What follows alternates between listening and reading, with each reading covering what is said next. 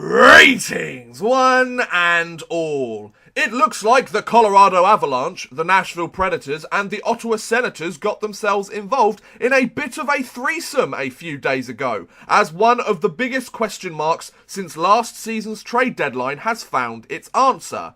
Matt Duchene has finally been traded from the Colorado Avalanche.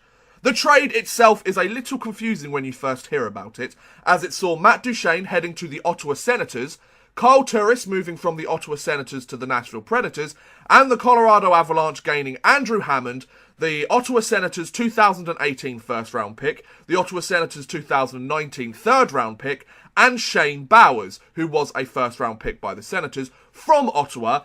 But the Colorado Avalanche also gained a 2018 second rounder, Samuel Girard, who was a second round pick, and Vladislav Kamenev, who was another second round pick, from the Nashville Predators.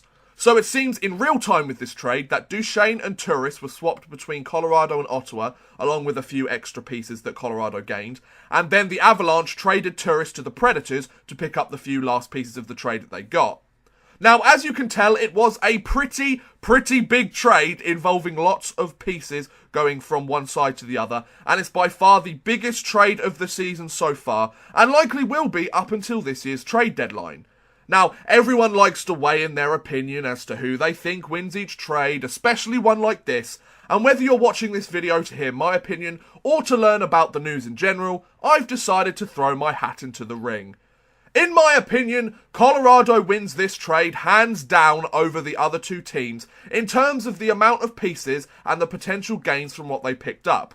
However, each team wins this trade in some shape or form, as every single one of the three teams pick up something that they desperately need or what they wanted. For example, take Nashville, who are in absolute win mode right now after reaching the Stanley Cup final last year. They pick up a number 2 centre in Kyle Turris, who adds depth to their centre position that they have sorely needed, especially when Johansson got injured in the playoffs last year, and plus they didn't sacrifice too much of their prospect pool or draft pick pool to get Kyle Turris. Then Ottawa, who have set themselves to win now mode as a result of this trade, I think, have acquired a talented player in Duchene who can be their number 1 or number 2 centre, dependent on how they want to play him, and their forward core has automatically injected more talent and depth into it, but they had to give up a few good draft picks and solid prospects to make taking Andrew Hammond's salary cap that little bit sweeter. So they could have probably got away with a little bit less had Andrew Hammond not been part of the trade, but they wanted to get rid of Andrew Hammond's salary cap because he hasn't really produced properly recently, and they need to get rid of that contract. Colorado are willing to take it on, but they do get some really nice pieces in comparison.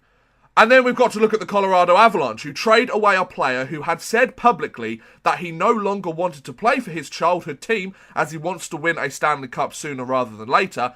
And the Avalanche gained 3 draft picks in the first 3 rounds, 3 players drafted in the second round in recent years, so you could combine them and call that 6 top 3 round draft picks in total, and a cap dump in Hammond, who is looking to prove he should belong in the NHL after declining play, and he could potentially be a star for Colorado should he repeat his first call-up for the Sens. So this is a clear statement by the Colorado Avalanche that they are not too worried about winning the cup right this second, and are adding young, talented players to their organisation who could potentially spend 10 to 15 years with this team if everything goes right, as opposed to an organisation, or as opposed to Duchene or a Turris, who might likely spend 5 to 7 years with their respective franchises. I believe Kyle Turris recently signed a 6-year contract. That's been moved over. Duchene is on a similar sort of contract, but I think his contract is running out this year or next year, something like that. So he'll be looking for a contract extension, and hopefully with a contender. So, the Colorado Avalanche at the moment are kind of like a Toronto Maple Leafs light, essentially, where the Avs are giving up some slightly older players with a lot of value to create a young, talented roster through their development system and the draft, so they don't need to make huge splashes at the free agency each year to try and pick up the most highly touted player or the most highly touted goaltender, because they'll have the pieces that they need in the franchise already developing.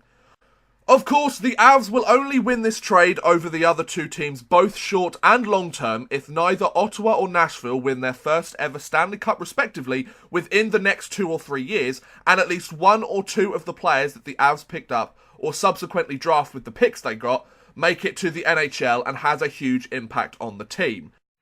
If not, and they pick up and draft a load of busts, and Ottawa or Nashville pick up a cup win soon, then this could turn out to be a bit of a disappointment for the Avs. However, they have still gained some very great pieces in this deal, and that previous situation might not happen, you know? I've got to say though, Sakic's time as GM in Colorado has been a bit of a dumpster fire at times, especially last season. But boy, oh boy, this was a beauty of a trade from his end, and one of, if not the best trade that Joe Sakic has made since becoming the GM of the Colorado Avalanche. And there you go. What do you think about the Duchene trade? Was it good, bad, or do you wish Duchene was traded elsewhere, maybe to your favourite team? Let me know in the comments below. I'd love to hear what you guys think. But thank you very much for watching, guys. I hope you have enjoyed. Please feel free to like, subscribe, share, or watch some of my other videos. Thank you very much for watching, and goodbye.